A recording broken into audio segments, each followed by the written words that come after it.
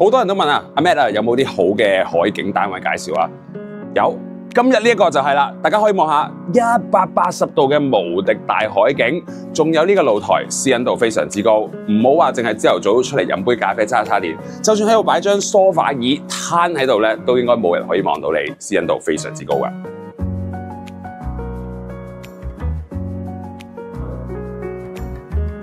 單位嘅實用面積咧係762尺，除咗有3間房之外咧，仲有一個主人套房㗎。嗱，我自己最中意咧就係呢一個單位嘅室內嘅裝修啊，我覺得咧非常之 warm 啦。唔單止見到前屋主，見到佢用一啲木鞋嘅地板，佢仲利用咗一啲燈光咧去製造多啲空間感添。就連廚房啊，佢都為呢一度嘅使用者去製造一啲 extra 嘅儲物空間。其實最適合就係中意煮嘢食嘅家人使用啦。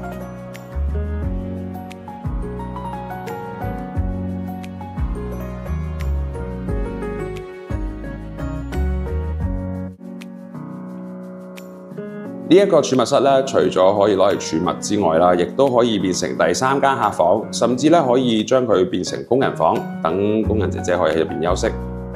另外2間客房嘅 size 咧都非常之唔錯，而且有個窗台喺附近，面對住一個全海景嘅景觀㗎。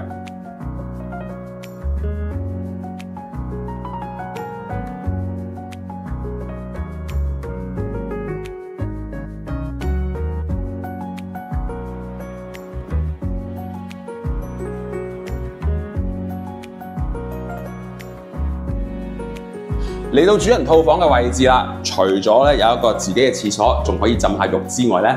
房間裏面嘅空間咧都相對地大，可以做到3邊落床，亦都3邊都可以望到海景，非常之好㗎。